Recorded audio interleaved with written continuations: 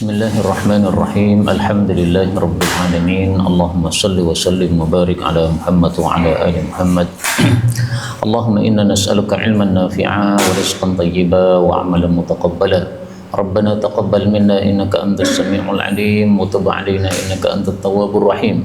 Allahumma ansuril mujahidin warhamil mustad'afin wa dammir a'da'ad-din wa tmis 'ala amwalihim. Amin ya rabbal alamin. Alhamdulillah kaum muslimin rahimakumullah. Kita lanjutkan pengajian hadis dari kitab Sunan At-Tirmidzi dan kita masih membahas hadis-hadis yang menafsirkan ayat-ayat Al-Qur'an. Sudah sampai pada hadis 3026. Faqala al-muallif rahimahullahu taala wa nafa'ana bihi wa bi ulumihi fid dharain amin. Dari Ali bin Abi Thalib radhiyallahu anhu, dia mengatakan, Shana'a lana, telah membuat untuk kami Abdurrahman bin Auf ta'aman, satu makanan. Dan ini menunjukkan dermawannya Abdurrahman bin Auf. Dan Abdurrahman bin Auf diinfokan dia masuk surga dengan merangkak. Ini tidak benar. Karena Abdurrahman bin Auf ini termasuk sahabat Nabi yang sangat mulia, termasuk yang dijamin masuk surga, dan dia dermawan seperti ini. Fada'ana, dia mengundang kami, wasaqana, ngasih minum kami, minal khamri, dari minuman keras. Ini sebelum diharamkannya minuman keras, Pak. Jadi para sahabat dulu suka mabuk ya, karena memang belum diharamkan. Fa akhadhatil khamru minna, maka khamr pun mengenai kami. Maksudnya kami terpengaruh dengan minuman keras tersebut, menjadi mabuk. Wa hadaratis shalah, lalu datanglah waktu salat. Faqaddamuni, maka mereka memajukan saya sebagai imam. Nah, ini fadilahnya Ali bin Abi Thalib. Meskipun masih muda, tapi didapuk jadi imam oleh para sahabat-sahabatnya, padahal mereka lebih tua daripada Ali. Faqara'tu, lalu saya pun membaca dalam salat, Qul ya ayyuhal kafirun la a'budu ma ta'budun. Ini bacaannya masih benar, Pak. Nah, ayat yang ketiganya salah. Ayat ketiganya dia mengatakan wa nahnu na'budu ma ta'budun, dan kami umat Islam juga ikut menyembah apa yang kalian sembah wahai orang-orang kafir. Nah, kok bisa baca ayatnya begitu? Ya karena mabuk, sehingga orang mabuk itu tidak sadar apa yang diucapkan. Maka Allah pun menurunkan ayat, ya ayyuhalladzina amanu la taqrabus salata wa antum sukara hatta ta'lamu ma taqulun. Wahai orang-orang yang beriman, janganlah kalian mendekati salat dalam keadaan mabuk sampai kalian mengetahui apa yang kalian ucapkan. Nah, ini adalah ayat yang mengharamkan minuman keras tapi belum total haram. Haramnya kapan? Ketika taqrabus shalah, ketika mendekati salat. Jadi gampangannya antara maghrib sampai isya haram mabuk, tapi antara isya sampai subuh silahkan mabuk. Kenapa? Nanti kira-kira kalau kita mabuknya jam 8, nah jam 3 itu sudah siuman, sehingga subuhnya aman. Nah, maka pengharaman minuman keras itu tidak langsung semerta-merta, Pak. Awalnya Allah sebutkan bahwasannya dari anggur itu bisa dibuat minuman yang baik, bisa dibuat minuman yang memabukkan. Seolah-olah Allah membagi ada dua macam ya, ada yang baik berarti satunya tidak baik. Kemudian Allah turunkan lagi ayat ini ya, bahwasanya boleh minum minuman keras tapi jangan mendekati salat. Artinya kalau jauh dari salat silahkan, kalau mendekati salat tidak boleh minum minuman keras. Nah, kemudian terakhir yang turun itu adalah yang mengharamkan secara mutlak tentang minuman keras, yaitu Allah Subhanahu wa taala mengatakan fahal antum muntahun. Apakah kalian sekarang mau berhenti dari minuman keras setelah mengetahui jeleknya minuman keras? Karena menyebabkan adawah, permusuhan, menyebabkan baghdha, kebencian, menyebabkan yasuddakum, terhalang dari zikir, terhalang dari salat. Nah, jadi 4 keburukan minuman keras yang disebutkan dalam ayat ini. Akhirnya disuruh apa? Muntahun, berhenti. Ini surat Maidah ayat 91. Dan dari hadis ini kita ambil pelajaran, berarti Ali bin Abi Thalib dulu ketika masih belum diharamkan minuman keras, dia pernah mabuk sebagaimana sahabat-sahabat yang lain. Nah, dari sisi ini Ali bin Abi Thalib berarti kalah dengan Abu Bakar As-Siddiq. Abu Bakar As-Siddiq meskipun dulu belum diharamkan minuman keras, tidak pernah sama sekali mabuk. Jadi ada sahabat-sahabat Nabi yang sejak asalnya mereka itu nggak suka mabuk. Mabuk itu bagi mereka sesuatu yang tidak baik. Masa orang ngomong sakarepe dhewe, kemudian berbuat semaunya sendiri, kan tidak bagus tuh kalau di tampilannya kan nggak bagus nih. Nah, makanya kalau orang-orang Syiah dan Ahlus Sunnah berselisih pendapat, Ahlus Sunnah mengatakan Abu Bakar lebih utama, kemudian Syiah mengatakan Ali lebih utama. Nah, maka dari sisi ini Abu Bakar lebih utama, Pak. Abu Bakar nggak pernah minum minuman keras, tapi Ali masih pernah minuman keras. Tapi ini bukan kekurangan bagi Ali ya, karena waktu itu belum diharamkan minum minuman keras, sehingga memang ini sesuatu yang mubah pada saat itu. Kemudian berikutnya hadis 3027 dari Abdullah bin Zubair, bahwasanya ada seorang laki-laki Ansar khasama Zubair, bertengkar dengan Zubair fi syirajil Harrah, pada aliran air di Harrah. Harrah itu adalah tempat yang panas, bebatuan hitam di arah timur dan arah baratnya kota Madinah. Jadi Madinah itu diapit dua Harrah, timur dan barat, diapit dua gunung selatan dan utara. Nah, di situ ada aliran air. Kemudian bertengkar antara Zubair dan sahabat Ansar. Allati yasquna bihan nakhla, yang mereka itu mengairi dengan aliran air tadi kepada pohon-pohon kurma mereka. Faqala al-Ansari, berkata orang Ansari ini, sarrihil ma' yamur, biarkan air mengalir kepada saya. Jadi gambarannya gini, Pak. Ini misalnya sumber airnya di selatan, okay? Nah, kemudian tanahnya Zubair itu mendekati aliran air tadi. Kemudian tanahnya orang Ansor ini di utaranya. Otomatis kan yang terkena aliran adalah sawahnya Zubair dulu. Nah, Zubair kemudian karena dia sawah yang pertama, maka dia ngasih bendungan, Pak, supaya airnya mengenai seluruh sawahnya dulu. Nanti kalau sudah terkena seluruh sawahnya, dia akan alirkan kepada tetangga sebelahnya. Nah, si Ansor ini nggak terima, dia udah biarkan mengalir sendiri, nggak usah dibendung-bendung. Fa'aba alaih, maka Zubair pun enggan terhadapnya. Fakhtasamu ila Rasulillah sallallahu alaihi wasallam, maka mereka mengadu kepada Nabi sallallahu alaihi wasallam. Nah, dari sini kita ambil dua pelajaran, Pak. Pertama, para sahabat itu manusia biasa, kadang-kadang ya bertengkar. Jadi sahabat bukanlah orang-orang yang maksum. Yang maksum tidak mungkin dosa, itu hanya dua ya, malaikat sama nabi. Nah, mereka bukan malaikat, bukan nabi. Kemudian pelajaran yang kedua, bahwa Nabi Muhammad SAW itu jadi rujukan untuk para sahabatnya dalam segala hal mereka. Dalam bab agama jadi rujukan, dalam bab dunia pertengkaran seperti ini juga jadi rujukan. Nah, para ulama sekarang juga begitu, mereka mewarisi Nabi, sehingga rujukan para masyarakat dalam hal apapun, agama maupun dunia, hendaklah kembali kepada para ulama yang ada di sekitar mereka.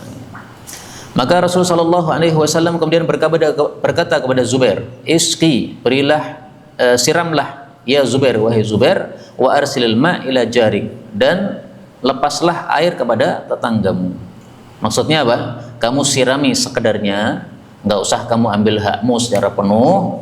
Nah, nanti kalau kamu sudah seluruh tanahmu sudah basah, tidak usah penuh-penuh, sudah kamu lepas kepada tetangga kamu ya. Jadi maksudnya suruh ngalah oleh Nabi.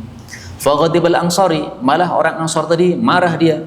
Lalu dia mengatakan, ya Rasulullah, angkana bena ammatik, apakah karena dia itu adalah keponakanmu sehingga kamu menangkan? Padahal Nabi memenangkan Zubair karena memang sawahnya paling dekat kepada aliran air, otomatis sudah menang sendiri, dia tidak perlu dimenang-menangkan. Dan di sini Nabi suruh dia untuk ngalah, malah si Ansarinya nggak terima. Fataghayyara, maka berubahlah wajhu Rasulillahi sallallahu alaihi wasallam, maksudnya merah, Pak. Jadi beliau kalau marah itu tandanya pipinya merah, sebagaimana disebutkan dalam hadis yang lain bahwasanya wajnah Nabi, wajnah itu pipi yang bagian menonjol sini, ini akan merah apabila beliau marah. Wajnatahu, karena adalah Nabi idza ghadiba, jika marah, ihmarat wajnatah, kedua pipinya yang menonjol menjadi merah. Hadis riwayat Tabarani sahih. Nah, maka Nabi kalau marah tidak sampai melempar barang, menendang barang, tidak ya, hanya wajahnya merah. Tsumma qala, kemudian beliau bersabda, ya Zubair, wahai Zubair, kalau begitu iski, siramilah tanahmu, wah bisil ma, tahanlah air, hatta yarji'a ilal jadr, sampai kembali kepada tembok. Yang dimaksud tembok itu adalah tembok pemisah antar sawah. Sawah pertama, kemudian ada temboknya kan, ada sawah kedua, kalau bahasa kita pematang sawah. Nah, jadi sampai penuh, sampai ke permukaan pematang sawahmu, baru kamu lepaskan kepada tetanggamu. Karena otomatis kalau sudah penuh sampai ke permukaan pematang sawah, dia pasti otomatis akan apa? Mengalir sendiri. Nah, jadi maksudnya Nabi menyuruh Zubair untuk mengambil haknya secara penuh. Nah, maka dari hadis ini kita ambil pelajaran bahwa kalau ada orang punya sawah yang paling dekat dengan aliran air, maka dia berhak memenuhi sampai sepenuh pematang sawah berdasarkan hadis ini. Tapi seandainya dia mau ngalah, ya, tidak memenuhi sampai penuh, tapi dia hanya ambil separuh saja, ini berarti dia dapat pahala karena dia mau ngalah kepada tetangga sebelahnya supaya tanahnya segera terkena air. Nah, maka kemudian Zubair berkomentar, faqala Zubair berkomentar, demi Allah, sungguh saya menyangka ayat ini turun tentang kasus saya tersebut, yaitu Allah mengatakan, fala wa rabbika la yu'minuna hatta yuhakkimuka fima syajara bainahum. Maka sungguh demi pemeliharamu, mereka tidak beriman secara sempurna sampai mereka menjadikan engkau wahai Nabi sebagai hakim terhadap apa-apa yang berselisih di antara mereka. Kemudian hatinya tidak ada perasaan sempit menerima hukum Nabi. Itu sambungan ayatnya, Pak. Ini karena ayatnya diringkas. Nah, nanti bisa dilihat pada An-Nisa ayat 65. Jadi iman kita tidak akan sempurna kecuali kalau Nabi memberikan keputusan hukum, kita terima apa adanya dengan lapang dada. Kalau hatinya tidak lapang dada, seperti kisahnya Ansori tadi, malah marah kepada Nabi, malah dia mengatakan Nabi nepotisme. Nah, ini berarti imannya belum sempurna. Jadi saat itu imannya sahabat Ansori ini belum sempurna, Pak. Nah, sehingga kisah-kisah seperti ini menunjukkan kepada kita bahwa ya sahabat itu manusia biasa. Wajarlah kadang ada pertengkaran, wajarlah kadang-kadang ada marah, wajarlah kadang-kadang tidak terima dengan apa yang diputuskan oleh Nabi. Ya, pas emosinya muncul itu. Tapi kalau pas baik ya baik mereka. Nah, sehingga para sahabat itu tidak satu tingkatan, tidak ya, mereka bertingkat-tingkat. Oke, ada satu lebih utama daripada yang lainnya. Tapi dengan cerita-cerita seperti ini, jangan kemudian kita melihat miring kepada para sahabat. Sahabat tetap orang-orang yang mulia. Adapun kekurangan mereka, ini urusan mereka sama Allah, bukan urusan kita. Jadi jangan ngurusi kekurangan orang, urusilah kekurangan diri kita masing-masing. Dan ayat ini semakna dengan kalam Allah, dengan sabda Nabi SAW dalam hadis yang lain yang sudah sering kita dengar dari kitab Arba'in Nawawiyah, hatta yakuna hawahu taba'an. Nah, ternyata jami' ushagir nggak ada, Pak. Wasahha sahih fil arba'in, dalam hadis arba'in, la yu'minu, tidak sempurna iman, ahadukum, masing-masing kalian, hatta yakuna hawahu, sehingga hawa nafsunya itu taba'an, mengikuti lima ji'tu bihi, terhadap hukum yang saya bawa. Nah, kalau hukum yang dibawa oleh Nabi tidak diterima dengan lapang dada, nafsunya tidak mengikuti, ya berarti la yu'min, tidak beriman. Nah, kata-kata la yu'min ini jangan disalahpahami, oh berarti kafir, bukan. La yu'min itu maksudnya imannya tidak sempurna. Jadi iman itu kan ada dua bagian, ada aslul iman, ada kamalul iman. Kamal ini kesempurnaan. Kalau asal ini yang sumbernya. Orang kalau sudah mengucapkan syahadatain, nah saat itu dia punya aslul iman. Kalau dia kemudian beramal soleh, punya kamalul iman. Nah, orang yang seperti ini hanya memiliki aslul iman, tapi kamalul imannya belum sempurna. Gampangnya gini, Pak. Orang sudah pakai celana, nah, berarti aurat besarnya sudah tertutupi. Kalau ditambah dengan baju, tambah sempurna lagi. Tambah dengan peci, tambah sempurna lagi. Tambah apa lagi? Pakai sajadah dikalungkan di atas pundak, nah, tambah kelihatan soleh lagi. Nah, maka semakin tambah semakin sempurna. Demikian juga dalam hal ini yang dimaksud tidak beriman ini adalah tidak beriman secara sempurna. Maka ini bukan berarti murtad. Berikutnya 28 dari Zaid bin Thabit radhiyallahu anhu tentang ayat ini, yaitu Allah mengatakan, "Fama lakum fil munafiqina fiyatain." Kenapakah kalian wahai umat Islam terhadap orang-orang munafik menjadi dua kelompok? Surat An-Nisa ayat 88. Jadi kasusnya apa ini? Sehingga para sahabat ditegur oleh Allah kenapa mereka berselisih pendapat menyikapi sikapnya orang-orang munafik. Nah, kisahnya disebutkan di sini. Raja'a nasun, telah kembali beberapa orang min ashabi Rasulillah sallallahu alaihi wasallam, dari sahabat-sahabat Nabi, yauma Uhudin, pada perang Uhud. Nah, yang dimaksud orang-orang dari sahabat Nabi ini maksudnya adalah orang-orang munafik. Jadi mereka asalnya berangkat perang, kemudian sebelum sampai ke medan Uhud mereka sudah balik ke Madinah, tidak jadi ikut perang, Pak. Nah, inilah tandanya orang-orang munafik kayak begitu. Kalau perang betul-betul akan terjadi, muncul pengecutnya, rasa pengecutnya, sifat pengecutnya, akhirnya kemudian mundur, nggak jadi kembali perang. Karena perang mereka semata-mata hanya ingin cari ghanimah atau ingin cari dunia, tidak cari pahala. Fakanan nasu, maka adalah manusia. Nah, manusia di sini para sahabat Nabi, fihim, terhadap para munafik yang kembali tadi, firqatain, menjadi dua kelompok. Fariqun minhum yaqul, sekelompok sahabat mengatakan, uqtulhum, bunuh saja orang-orang itu, karena mereka balik dari perang berarti munafik. Kalau memang iman kenapa balik? Nabi saja masih ikut perang, malah balik. Wa fariqun yaqul, sekelompok lagi sahabat Nabi mengatakan, la, jangan dibunuh. Fanazalat hadhil ayat. Nah, maka turunlah ayat ini menegur para sahabat Nabi. Fama lakum fil munafiqina fiyatain. Kenapa kalian berselisih menjadi dua kelompok tentang munafik? Gak usah dibahas munafik.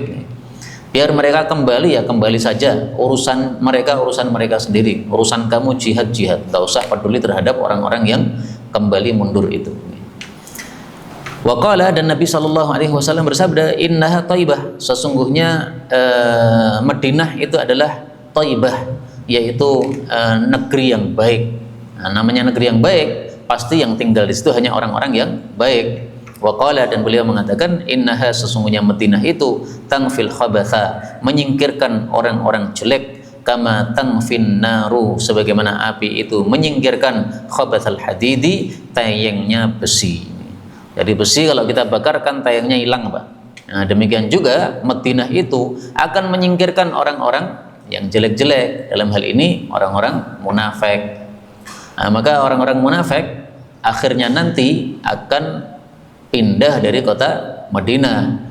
Kapan itu? Kalau tidak di masa Nabi SAW, maka nanti di akhir zaman. Di akhir zaman nanti Dajjal akan mendekati kota Madinah, Pak. Sebenarnya dia ingin berusaha masuk, tapi nggak berhasil. Karena setiap pintu Madinah dijaga oleh para malaikat yang menghunuskan pedang. Lafalnya menghunuskan pedang.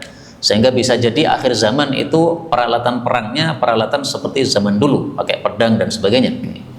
Nah, karena tidak berhasil masuk, akhirnya Dajjal menunggu di luar Madinah. Nah, setelah dia menunggu di luar Madinah, terjadi gempa 3 kali. Nah, pas terjadi gempa 3 kali itu, orang-orang munafik pada keluar, gabung kepada Dajjal. Itulah makna tangfil khabath. Madinah itu menyingkirkan orang-orang jeleknya di akhir zaman. Nah, kalau di masa Nabi pun juga kadang-kadang terjadi seperti itu. Orang-orang munafik, ketahuan kemunafikannya, akhirnya dia keluar dari kota Madinah. Nah, maka innaha, sesungguhnya dia ini kembali kepada kota Madinah. Innaha maksudnya apa? Al-Madinah Al-Munawwarah, kota Madinah. Kota Madinah ini namanya banyak, Pak. Disebut Madinah yang artinya kota. Disebut juga Thaibah yang artinya baik. Disebut juga Thabah, artinya juga sama, baik. Kenapa disebut baik? Karena disitulah ada jasadnya Nabi Muhammad yang orang yang sangat baik sallallahu alaihi wasallam. Berikutnya 29 dari Ibnu Abbas radhiyallahu anhuma, dari Nabi sallallahu alaihi wasallam bersabda, yaji'ul maqtul, akan datang orang yang dibunuh, bil qatil, membawa si pembunuhnya, yaumal qiyamah, besok di hari kiamat. Nasiyatuhu, ubun-ubunnya, wa ra'suhu, dan rambutnya, biyadihi, dipegang oleh orang tersebut, wa audajuhu, sementara apa ini, Pak? Urat-urat lahirnya, tashkhabu daman, mengalirkan, mencucurkan darah. Nah, jadi orang yang dibunuh di dunia besok akan menangkap orang yang membunuhnya. Gundulnya dipegang, ubun-ubunnya dipegang. Jadi dua, ya, bagian ubun-ubunnya dan bagian kepalanya dipegang. Kemudian yang terbunuh ini masih keluar darahnya, menetes-netes. Kalau memang dia dipenggal lehernya, netes darah dari sini. Kalau dia memang ditembak kepalanya seperti saudara-saudara kita FPI yang dibunuh di KM 50 itu, ya, maka dia akan mengeluarkan darah di tempat dulu di mana dilukai dia. Yaqulu, kemudian orang yang dibunuh ini akan mengatakan, ya Rabb, wahai pemeliharaku, qatalani hadza, orang ini dulu membunuh saya, hatta yudniyahu minal arsy, sampai Allah pun mendekatkan orang yang dibunuh tadi kepada singgasananya Allah Subhanahu wa taala. Nah, ini menunjukkan bahwa pembunuhan-pembunuhan yang ada di dunia yang belum tersingkap siapa pelakunya itu besok akan diselesaikan oleh Allah Subhanahu wa taala. Siapa yang membunuhnya itu sudah langsung ketangkap dengan tangan, Pak. Nggak bisa lari, nggak bisa lari kemana, nggak bisa. Pasti sudah ketangkap oleh tangannya orang yang yang dibunuhnya. Nah, kemudian orang-orang menyebutkan kepada Ibnu Abbas masalah taubat. Artinya orang yang membunuh muslim sengaja itu masih punya kesempatan taubat atau tidak? Karena ada isu menurut Ibnu Abbas tidak ada taubat bagi orang-orang seperti itu. Fatala hadhil ayah, maka Ibnu Abbas membaca ayat ini. Wa may yaqtul mu'mina muta'ammidan fajaza'uhu jahannamu khalidan fiha.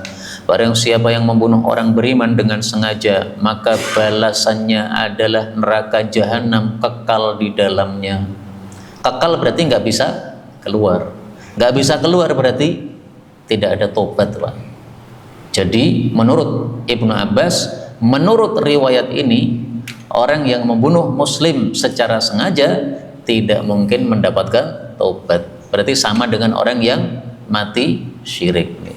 Tapi pemahaman seperti ini bukan pemahaman mayoritas para ulama. Mayoritas para ulama berpendapat bahwasanya membunuh, demikian juga dosa-dosa besar yang lain, itu semuanya masih bisa kesempatan diberi tobat oleh Allah. Sebagaimana disebutkan pada surat An-Nisa, dan ini sudah kita bahas pada pertemuan yang lalu di masjid yang lain, Allah mengatakan, innallaha la yaghfiru ayyushraka bih. Allah hanya tidak mengampuni orang yang mati dalam kondisi masih syirik. Wa yaghfiru ma duna dzalik. Adapun selain syirik termasuk membunuh masih bisa diampuni, liman yasha, bagi orang yang dikehendaki oleh Allah. Ya, jadi bisa diampuni, bisa tidak, terserah Allah Subhanahu wa taala. Tapi kalau kekal di dalam neraka, enggak kekal. Lah terus ayatnya kan mengatakan kekal, Pak. Ayatnya mengatakan khalid dan kekal. Kekal itu nggak bisa keluar. Nah, maka jawabannya dua menurut mayoritas para ulama. Jawaban yang pertama, kekal itu maksudnya lama. Jadi kalimatnya dibombastiskan oleh Allah Subhanahu wa taala supaya orang tidak meremehkan, okay? Karena kalau dikatakan meskipun kamu membunuh masih bisa masuk surga, nanti akhirnya orang akan meremehkan membunuh. Nah, supaya tidak diremehkan, Allah bombastiskan khalid, kekal, okay? Maksudnya lama. Jawaban yang kedua, bahwasanya kekal itu memang betul-betul kekal apabila pelaku pembunuhan tersebut menghalalkan pembunuhan tersebut. Berarti dia menghalalkan apa yang diharamkan oleh Allah. Orang menghalalkan apa yang diharamkan oleh Allah itu sudah murtad. Nah, kalau murtad maka berarti kekal di neraka. Seperti misalnya orang meyakini ya, zina itu halal. Nah, itu murtad, Pak. Kalau meyakini begitu. Tapi kalau dia zina sementara dia tidak meyakini halal, nah itu masih ada kesempatan untuk bisa diterima tobatnya oleh Allah Subhanahu wa taala. Qala Ibnu Abbas mengatakan, "Ma nusikhat hadhil ayah." Ayat ini surat An-Nisa 93 belum dihapus sama sekali. Wala buddilat, tidak juga pernah diganti oleh Allah dengan ayat yang lain. Wa anna lahu taubah, bagaimana mungkin orang yang membunuh sengaja kepada orang beriman akan mendapatkan tobat, alias gak akan dapat tobat, kata Ibnu Abbas. Nah, tapi saya temukan dalam kitab syarah bahwasanya perkataan Ibnu Abbas ini sebenarnya bukan menyelisih pemahaman mayoritas ulama. Ibnu Abbas hanya mengungkapkan seperti ini dalam rangka untuk menahan supaya tidak ada lagi pembunuhan. Jadi beliau mendahsyatkan masalah ini supaya orang tidak ada satupun yang berani untuk membunuh. Tapi pemikiran Ibnu Abbas tetap sama dengan mayoritas para ulama, masih ada kesempatan diterima tobatnya oleh Allah besok di akhirat. Yang penting matinya bukan dalam keadaan sebagai musyrik. Berikutnya 3030 dari Ibnu Abbas radhiyallahu anhuma, dia mengatakan, marra rajulun, telah lewat seorang laki-laki min Bani Sulaim, dari Bani Sulaim, ala nafarin min ashabi Rasulillah sallallahu alaihi wasallam, terhadap sekelompok sahabat Nabi, wa ma'ahu ghanamun lah, sementara dia itu membawa beberapa kambing. Jadi ada seseorang bawa beberapa kambing melewati para sahabat Nabi. Fasallama alaihim, maka orang yang bawa kambing tadi salam kepada para sahabat. Qalu, mereka malah mengatakan, ma sallama alaikum illa liyata'awwadha minkum. Orang ini tidak salam kepada kalian kecuali supaya dia melindungi diri dari kalian. Jadi maksudnya apa? Para sahabat suudzon, ini sebenarnya orang kafir ini, pura-pura salam supaya tidak kita bunuh. Faqamu faqatalu, lalu mereka pun berdiri membunuh orang tadi. Wa akhadhu ghanamah, dan mereka malah mengambil kambing-kambing dia. Ini para sahabat Nabi lagi khilaf, Pak. Suudzon kan nggak boleh, Pak. Orang mengucapkan salam itu berarti zahirnya ya muslim. Jangan menuduh kamu kafir. Dari mana taunya kafir? Apakah pernah kita belah dadanya sehingga kita bisa mengetahui isi hatinya yang terdalam? Nggak pernah kan? Andaikan kita belah dadanya dan kita ambil hatinya, apakah kita bisa mengetahui isi hatinya? Juga nggak pernah. Maka ini satu kesalahan. Fa'atau biha, lalu mereka datang dengan kambing-kambing tadi kepada Rasul sallallahu alaihi wasallam. Maka Allah pun menurunkan ayat, ya ayyuhalladzina amanu idza darabtum fi sabilillahi fatathabbatu wa la taqulu liman alqa ilaikumus salama lasta mu'mana. Ya ayyuhalladzina amanu, wahai orang-orang yang beriman, idza darabtum fi sabilillah, jika kalian safar. Darabtum itu artinya memukul, maksudnya safar. Orang safar disebut memukul karena kakinya itu memukul tanah, ya, berjalan-jalan. Fi sabilillah, di jalan Allah, jihad. Fatathabbatu, ini boleh dibaca dua, boleh dibaca fatabayyanu, boleh dibaca fatathabbatu, ya, terjemahnya sama, yaitu hendaklah kalian itu tabayyun atau tathabbut atau memeriksa dulu, ya. Jadi jangan gegabah, tetapi hendaklah diteliti dulu informasi yang benar. Wala taqulu, dan janganlah kalian mengatakan liman alqa ilaikumus salam, kepada orang yang menyampaikan salam kepada kalian, lastamu mana, kamu tidak akan aman dari kami, malah dibunuh. Itu kalau kita baca mu'mana, ya. Boleh juga dibaca as-salama, ini pendek, boleh panjang, dua bacaan. Kemudian mu'mina boleh juga dibaca mu'mana, dua bacaan yang semuanya ini adalah qiraah yang mutawatirah. Kalau dibaca lasta mu'mina, berarti mereka menuduh kamu itu tidak beriman, kamu itu hanya pura-pura beriman, mengucapkan salam supaya tidak kami penggal lehermu. Kalau dibaca mu'mana, kamu tidak aman dari kami, ya. Kamu pasti akan kami penggal karena kamu hanya pura-pura imannya. Ini surat An-Nisa ayat 94. Jadi ini kejadiannya dilakukan oleh beberapa sahabat Nabi sallallahu alaihi wasallam. Karena itu dari cerita ini kita ambil pelajaran bahwa ada beberapa kejadian yang menyebabkan turunnya ayat, tuh. Sehingga ayat Quran itu ada yang turunnya sekonyong-konyong tanpa sebab, ada yang ayatnya turunnya karena ada satu sebab. Nah, yang ada sebabnya itu disebut ayat-ayat sababi. Yang tanpa sebab, yang sekonyong-konyong itu disebut ayat ibtidai. Rata-rata ayat Quran adalah ibtidai. Nah, maka di sini disebutkan oleh Imam Tirmidzi contoh-contoh ayat-ayat yang sababi, yang ada sebabnya kenapa turun ayat tersebut. Alhamdulillah sekarang wahyu sudah nggak turun lagi, Pak. Seandainya wahyu masih turun sampai hari ini, berapa kali nanti ayat menegur kita terus? Karena kita umat akhir zaman kan sering melanggar. Nabi kalau sahabat Nabi kan melanggar kan jarang-jarang, Pak. Ini kejadian ini sekali aja, kejadian lagi. Coba kalau kita masih dapat wahyu, mungkin setiap hari turun wahyu, Pak. Ujung ini, ngelanggar terus soalnya orang-orang seperti kita ini.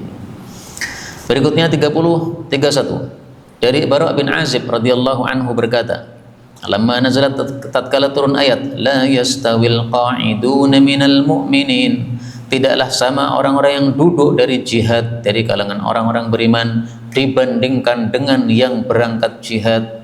Jadi dalam Islam itu aktivitas amaliyah umat Islam dalam beribadah itu betul-betul diperhatikan oleh Allah. Yang berangkat jihad nilainya tinggi di hadapan Allah, yang tidak berangkat jihad nilainya rendah di hadapan Allah Subhanahu wa taala. Ada syariat jihad kan, Pak, ya? Sehingga kalau ada yang berangkat, diacungi jempol oleh Allah, kamu mantap, pahalamu besar, derajatmu tinggi. Nah, sekarang di Indonesia tidak ada jihad, amal yang lain sama, Pak. terdengar adzan, ada yang berangkat ke masjid, ada yang tidak. Nah, yang diacungi jempol oleh Allah dalam tanda petik ya, maksudnya yang mulia di hadapan Allah itu yang mau berangkat ke masjid. Kemudian setelah salat jamaah ada pengajian, ada yang mendengarkan, ada yang pulang santai-santai di rumah. Tetap berbeda antara yang beramal dan yang tidak beramal. Nah, sehingga sebisa mungkin kita itu menjadi yang paling bagus dalam setiap kondisi. Kondisi ada jihad ya kita paling bagus berangkat. Kondisi ada salat jamaah ya kita yang paling bagus salat jamaah. Kalau bisa soft terdepan, tidak terlambat. Ya. Ada pengajian, kalau bisa yang terbagus datang, mendengarkan, mencatat al-ayah sampai ayat terakhir. Maka waktu itu datanglah Amr bin Ummi Maktum kepada Nabi Shallallahu Alaihi Wasallam, dan dia adalah seorang yang dorir, yang buta matanya. Namanya biasanya terkenalnya Abdullah bin Amr. Ternyata di sini mohon maaf, biasanya namanya Abdullah bin Ummi Maktum. Ternyata di sini namanya Amr bin Ummi Maktum. Nah, karena memang dia punya dua nama. Ada yang menyebutnya Amr, ada yang menyebutnya Abdullah. Dan ini sekaligus menunjukkan satu orang punya dua nama boleh, tidak ada masalah. Ya. Dan orang Indonesia rata-rata namanya lebih dari satu. Seperti saya namanya juga dua Pak, Muhammad Abdullah. Nah, padahal mestinya satu orang satu nama. Tetapi dua nama seperti ini dipersilahkan, tidak termasuk perkara yang dilarang dalam syariat, boleh.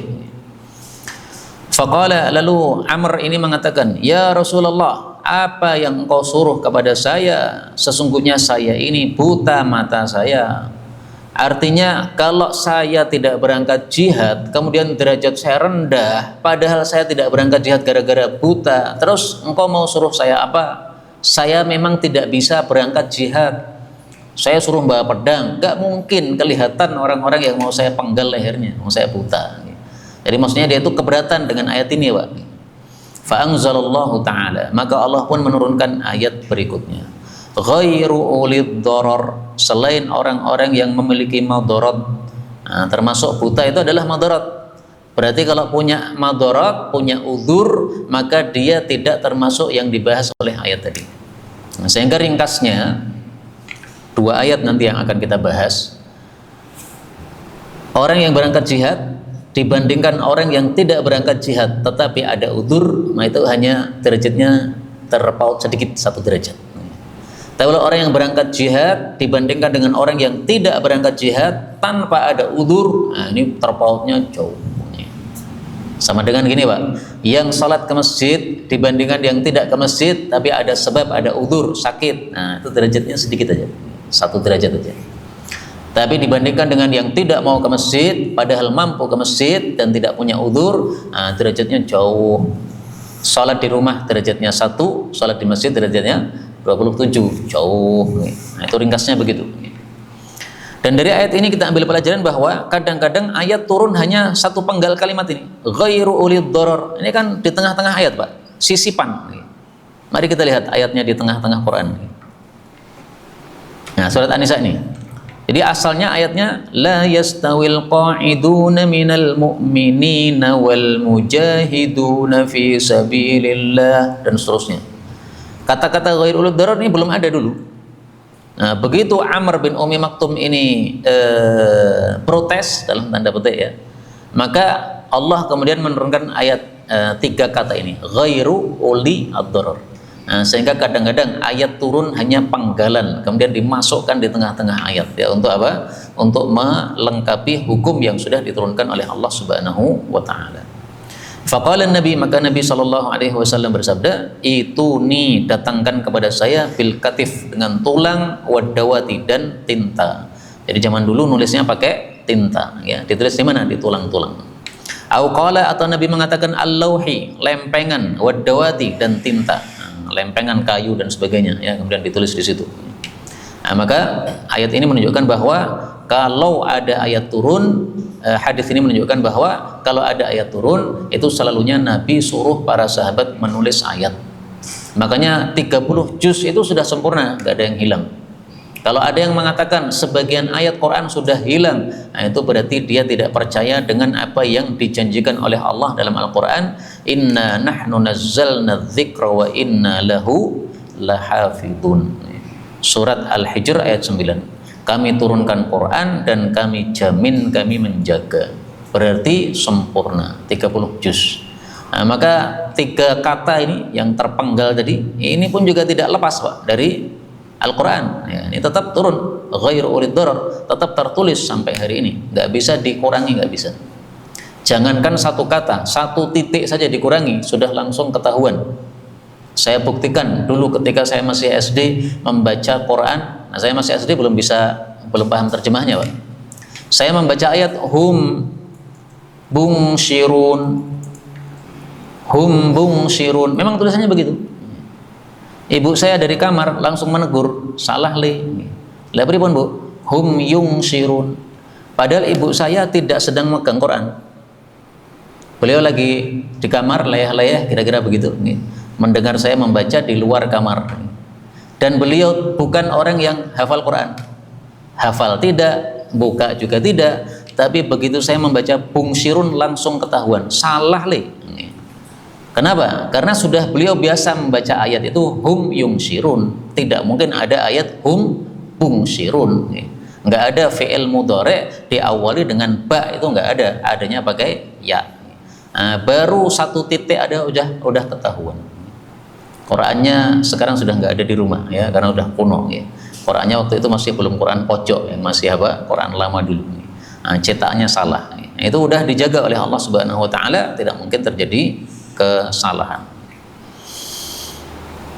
Nah, kemudian di sini oleh Imam Tirmidzi disebutkan perselisihan tentang namanya ya. Namanya Amr, ini ada yang mengatakan Amr bin Ummi Maktum, ada juga yang mengatakan namanya adalah Abdullah bin Ummi Maktum. Sementara Ummu Maktum sendiri adalah ummuhu, ibunya. Nah, berarti boleh seseorang itu dinisbatkan kepada ibunya, nggak apa-apa. Yang penting tidak untuk mengejek. Kalau kita untuk mengejek seseorang, menuduh bahwa dia itu anak zina, sehingga kita nasabkan kepada ibunya, nah itu baru dosa Pak. Tapi kalau kita nasabkan kepada ibunya karena ibunya lebih populer, misalnya ibunya penceramah, bapaknya orang biasa, nah sehingga kita nasabkan kepada ibunya karena lebih populer, gak ada masalah. Atau misalnya ibunya kepala ketua PKK misalnya, akhirnya di masyarakat terkenal, nah, akhirnya dinisbatkan kepada ibunya terkenal tadi, nggak apa-apa ya, bukan untuk mengejek.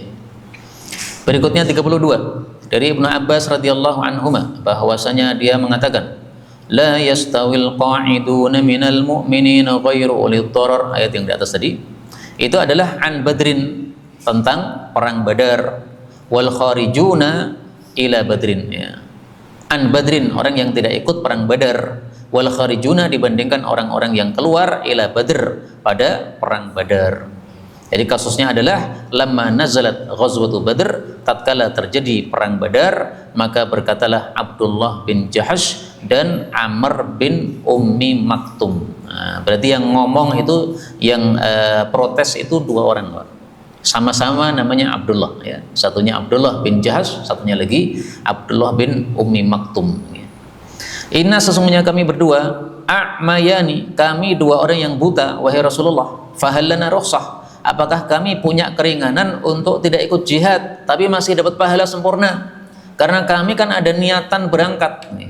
Maka turun ayat ini, la yastawil qa'iduna minal mu'minina ghairu ulil dharar. Tidak sama orang yang duduk tidak ikut perang dibandingkan dengan yang perang, selain yang punya udzur. Kalau yang punya udzur tidak masalah ya, tidak termasuk yang dibahas ini. Wa faddalallahu al-mujahidina 'alal qa'idina darajah. Allah lebihkan para mujahidin dibandingkan yang duduk tadi 1 derajat. Nah, ini adalah yang duduk yang ada udzurnya. Fa haula'il qa'iduna ghairu ulid dharar. Maka mereka itu adalah orang-orang yang duduk yang tidak memiliki udzur. Wa faddalallahu al-mujahidina 'alal qa'idina ajran 'aziman darajatin minhu. Dan Allah memberikan kelebihan kepada para mujahid dibandingkan orang-orang yang duduk dengan pahala yang besar, yaitu derajat-derajat darinya ala al-qa'idina minal mu'minin, dibandingkan orang-orang yang duduk di antara orang beriman, ghairi ulil darar, yang tidak memiliki udzur. Ini kalau zahir riwayat ini berarti menurut Ibnu Abbas sama saja ya antara ayat pertama dengan ayat kedua, yaitu ini semuanya adalah bicara tentang orang-orang yang tidak punya udzur. Tapi kalau punya udzur berarti derajatnya sama. Adapun pendapat yang kedua adalah yang saya sampaikan tadi, bahwasanya orang yang tidak ikut perang itu dibagi dua. Kalau dia punya udzur maka hanya terpaut 1 derajat. Tapi kalau tidak punya udzur maka terpaut beberapa derajat. Dan tafsir itu yang saya pilih karena di sini kalimatnya mengatakan darajatan 1 derajat, ini pada ayat yang pertama. Kemudian kalimat berikutnya mengatakan darajatin, beberapa derajat. Nah, berarti harus dikompromikan 2 ayat ini ya.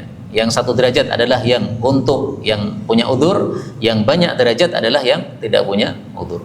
Ini yang dapat kita bicarakan, betulnya dari Allah. Kalaupun ada salahnya, wa astaghfirullahaladzim li wa lakum walhamdulillahi rabbil alamin. Mengudara. Kajian gratis ini berjalan atas izin Allah dan dukungan tulus dari Anda. Bersama kita sebarkan kebaikan seluas-luasnya. Yuk jadi bagian dari tim kebaikan kami dengan mendukung operasional dakwah. Jazakumullahu khairan katsiran.